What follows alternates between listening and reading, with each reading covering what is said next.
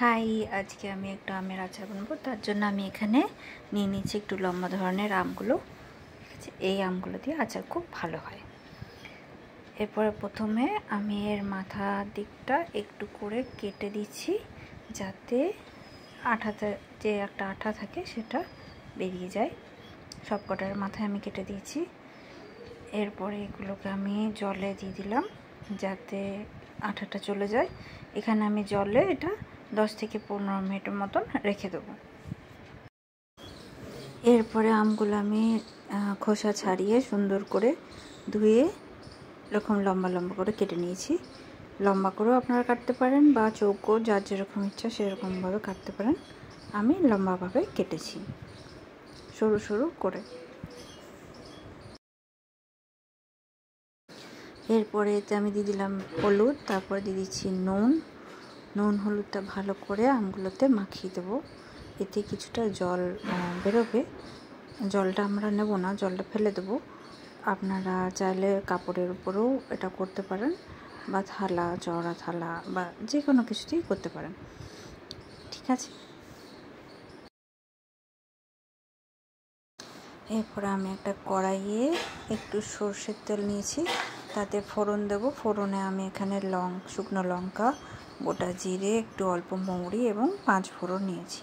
5 ফোড়নে 5 ধরনের থাকে, কালো জিরে, মৌরি, মেথি। ঠিক আছে, এগুলো সব দিয়ে দিলাম তেলে। তেলটা গরম ছিল। এবার আমি এটা হালকা করে নাড়িয়ে দিয়েছি যাতে পুড়ে না যায়। ঠিক আছে, দেখতে হবে আর ভাজা ভাজা সুন্দর হয়। এরপর আমি যে আমটা রেখেছিলাম সেটা অনেকটা জল বেরিয়েছে, দেখতেই পাচ্ছেন। আর এটা অনেকটা মজেও গেছে। আমি প্রায় আধ ঘন্টার মতন রেখেছিলাম। এবারে আমি এটা কড়াইয়ে দিয়ে দেবো। দেওয়ার সময় জলটা ঝরিয়ে দেব, জল সমেত দেবো না।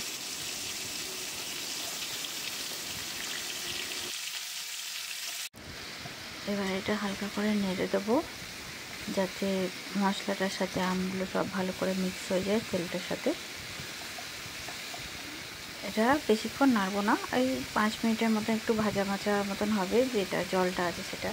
এরপরেও আপনার কিছুটা জল বেরোবে, যেহেতু নুন দেওয়া আছে একটু জল এবার বেরোবে। দেখতে পাচ্ছেন একটু জল বেরিয়েছে। এরপরে আমরা গুড়টা দিয়ে দেবো। এখানে আমি আখের গুড় নিয়েছি।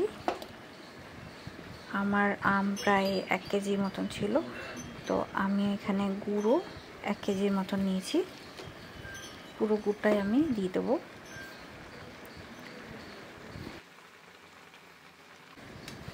পুরো গুড়টা দেওয়ার পর এবার আমি এটাকে ভালো করে মিক্স করে নিচ্ছি যাতে গুড়টা নিচে পর্যন্ত যায় আর গলে যায় তাড়াতাড়ি। গুড়ে যদি আপনাদের মনে হয় কিছু ইমপিউরিটিস আছে, আপনারা এটা গলিয়ে নিয়ে তারপরেও দিতে পারেন। এখানে আমার এখন গুড়টা পুরোটাই গলে গেছে। এটাকে এখন ফুটতে দিতে হবে ভালো করে। আপনারা চাইলে ঢাকা দিতে পারেন। সব আমগুলো একটু ভালো করে ডুবিয়ে দিতে হবে যাতে ভালো করে মচে। এখন এটা ফুটতে শুরু করে গেছে। এটাকে ভালো করে ফুটতে দিতে হবে। এই যে আমের কালারগুলো এটা একটু চেঞ্জ হয়ে যাবে, একটু গুড়ের কালার চলে আসবে।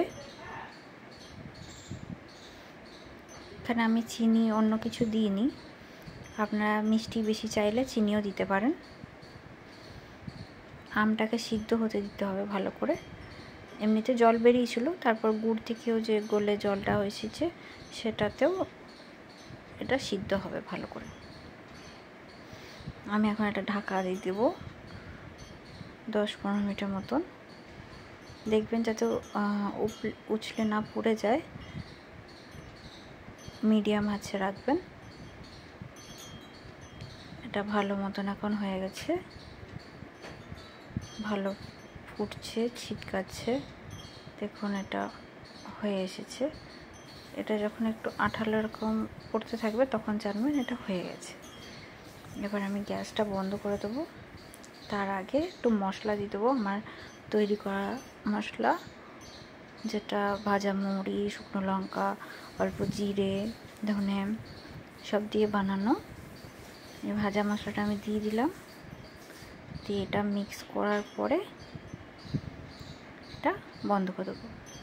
গোটা মৌরি আমি প্রথমেই দিয়েছি ফোড়নে, সেজন্য আর দিলাম না। আপনারা যেরকম ঝাল খেতে চাইবেন সেই হিসাবে লঙ্কা এগুলো দিতে পারেন। আমাদের আমের আচার রেডি। আশা করি আপনাদের খুব ভালো লেগেছে। Thank you, by.